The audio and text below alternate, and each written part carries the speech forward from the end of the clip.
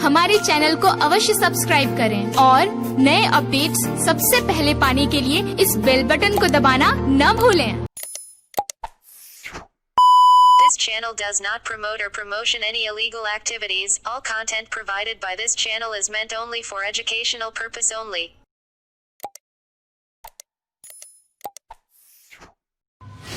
संविधान, लोकतंत्र।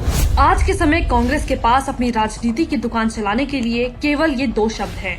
ऐसा हम इसलिए कह रहे हैं क्योंकि जब भी देश में कोई बदलाव लाया जाता है या बिल पारित किया जाता है तो कांग्रेस को अचानक संविधान और लोकतंत्र खतरे में दिखने लगता है और वो अपनी राजनीति शुरू कर देती है।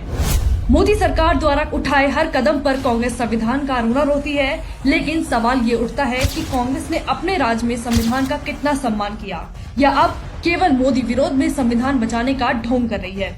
इस वीडियो को अंत तक देखिए और जानिए कांग्रेस का वो इतिहास जब उसने अपने ही हाथों से संविधान का गला घोटा था। 26 जनवरी 1950 को भारत के संविधान को लागू किया गया। उस समय देश सेक्युलर शब्द से कोसों दूर था। संविधान का मसौदा तैयार करने वाले समिति के अध्यक्ष डॉक्टर भीमराव अंबेडकर इसके पक्ष में नहीं थे। उन्होंने साफ कहा था कि भारत का संविधान पूरी तरह से धर्मनिरपेक्ष है और यही कारण था कि संविधान में इस शब्द को नहीं डाला गया। उसके बाद इंदिरा गांधी के शासनकाल में 1976 में संविधान में संशोधन किए गए, जिससे सेक्युलर और सोशलिस्ट शब्द शामिल किया गया और तब से लेकर आज तक कांग्रेस से लेकर अन्य विपक्षी पार्टियां सेक्युलरिज्म के नाम पर देश में अराजकता और दंगे फैलाने का काम कर रही है।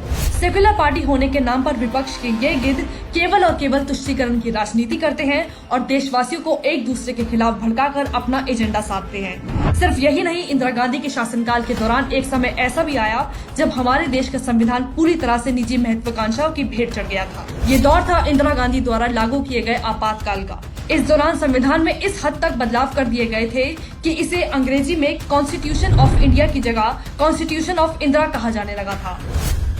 मार्च 1975 का यही वो समय था जब जयप्रकाश नारायण के नेतृत्व में दिल्ली की सड़कों पर लगभग 7.5 लाख लोगों की भीड़ इंदिरा गांधी के खिलाफ नारे लगा रही थी। आजादी के बाद ये पहला मौका था जब किसी प्रधानमंत्री के इस्तीफे को लेकर इतनी बड़ी रैली निकाली गई थी और गद्दी जाते देखते हुए इंदिरा गांधी ने 25 जून को देश में आपातकाल घोषित कर दिया, जिसमें आम जनता से लेकर पत्रकार, कामकाजियों सबसे उनके दैनिक अधिकार छीन लिए गए। विरोध में आवाज उठाने वाले को जेल में डाल दिया गया और ये सिलसिला लगातार 2 साल तक चलता रहा। इंदिरा गांधी ने केवल सत्ता भूख और अपने स्वार्थ के लिए करोड़ों लोगों के अधिकारों को पैरों तले रौंदा और देश की मासूम जनता को तड़पाया। 1984 में देश के प्रधानमंत्री बने राजीव गांधी ने भी कानून से लेकर संविधान को उस समय तार-तार कर दिया जब उन्होंने केवल तुष्टीकरण की राजनीति के चलते 3 तलाक से पीड़ित शाबानों के साथ होने वाले इंसाफ के रास्ते बंद कर दिए और उसे उसके अधिकारों से हमेशा के लिए वंचित कर दिया। अब ऐसे में सोचने वाली बात यह है कि जिस पार्टी ने हर मौके पर संविधान को तार-तार किया, आज वही पार्टी संविधान की दुहाई देती फिरती है और खुद को संविधान का रक्षक बता रही है।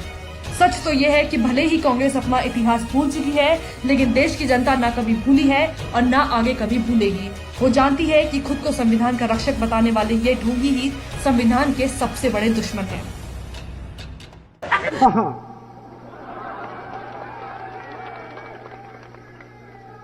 मजा आया। खत्म, bye bye, tata, goodbye, गया।